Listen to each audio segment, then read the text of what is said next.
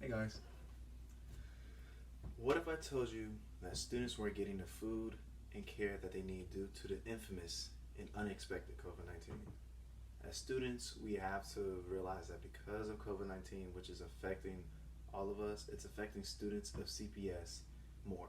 Some of whom may be younger sibling of yours. As someone whose family members was someone who works for CPS, I have re- I have asked some questions and researched various sources thoroughly. Information about the coronavirus, its history, severity, the benefits, and the good of the Student Dining Services Department will make you consider, if not already, helping the SDSD with less fortunate students. Let's take a look at the history and severity of COVID 19 first. COVID 19 is a respiratory disease, excuse me. To put it simply, it's so small that we can't see it, but it spreads throughout your body through the coughs and sneezes of people who are sick, and then when they touch people or things around them. So, of course, it's an airborne disease.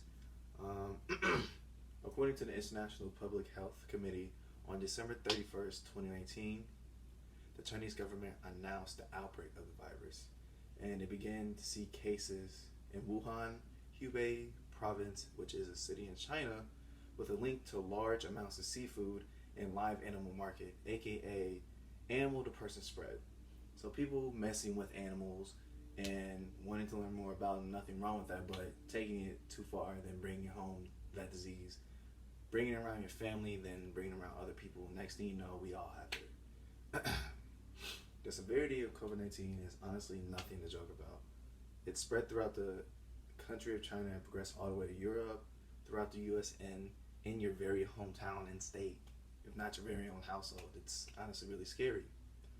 As of April 10th, 2020, according to the CDC, there are more than 1.6 million cases known worldwide.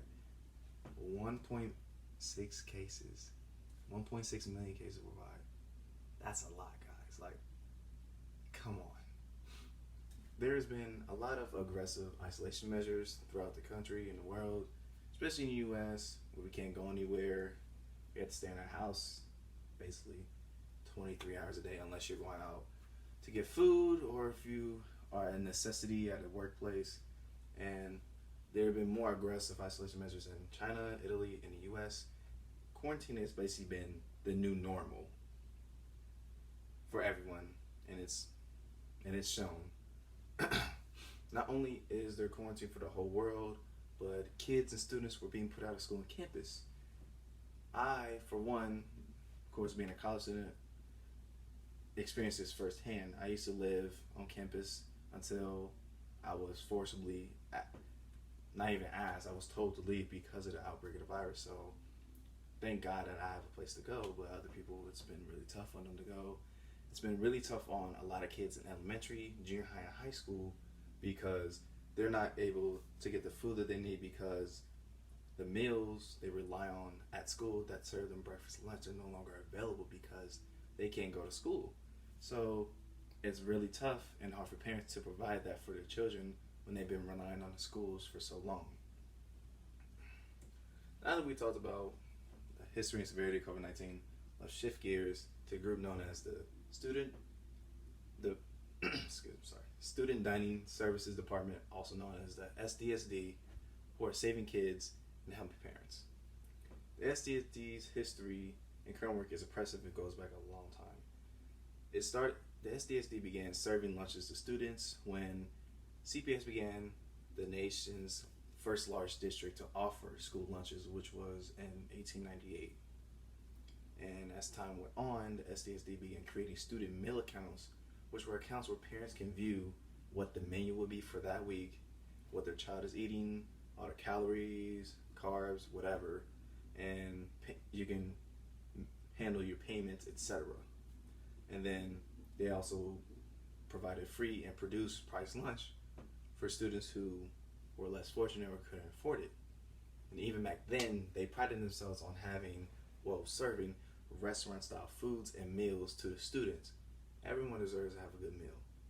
I deserve to eat good at my high school or junior high. And now for their current work, which is even better, just building up on top of greatness. The meal accounts are now online, which makes it easier for parents to do it mobily. If they're on the go or if they're at home, they can view it even at their job. And it's easier for them to make their payments as well, which is a plus.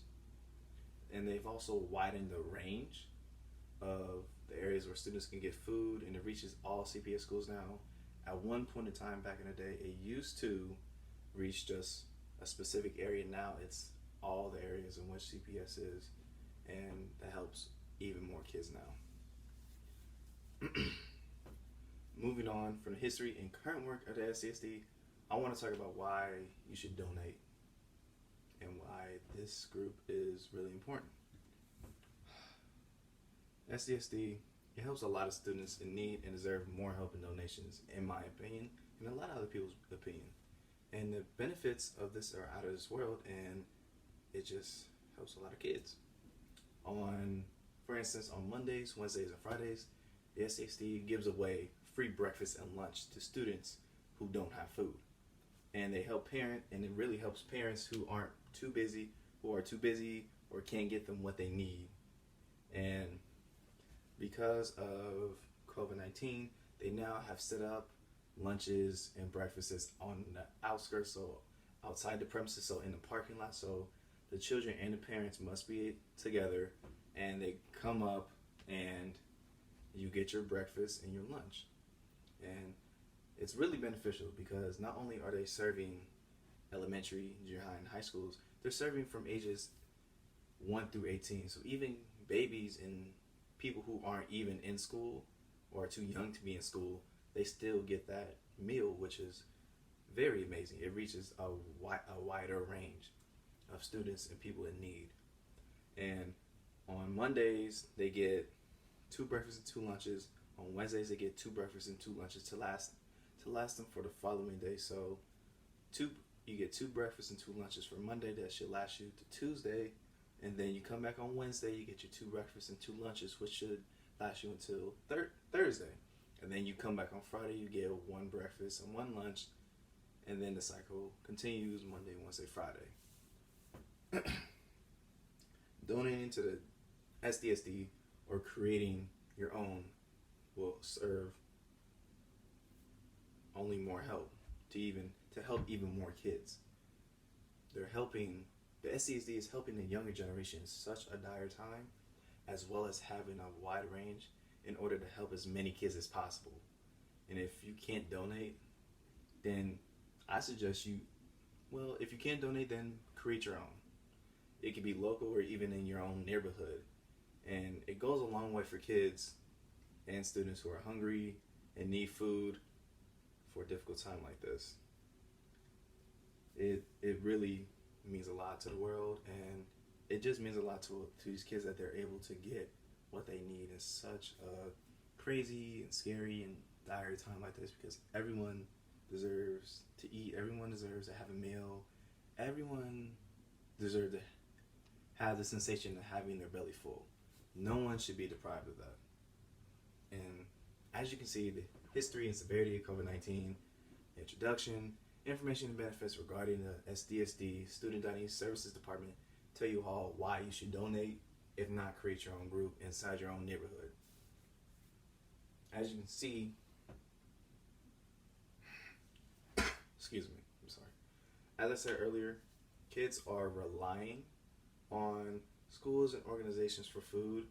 It is our job as adults and young adults and even the older generations to help feed and protect the next generation so that they can help the next one coming up and keep a tradition going. And hopefully we can reach a time and place in society or in our lives where we may not need the SDSD anymore. But until that time happens, it's up to us to take that first step and to help them help others, and then they can help others, and it just goes down the line. Thank you.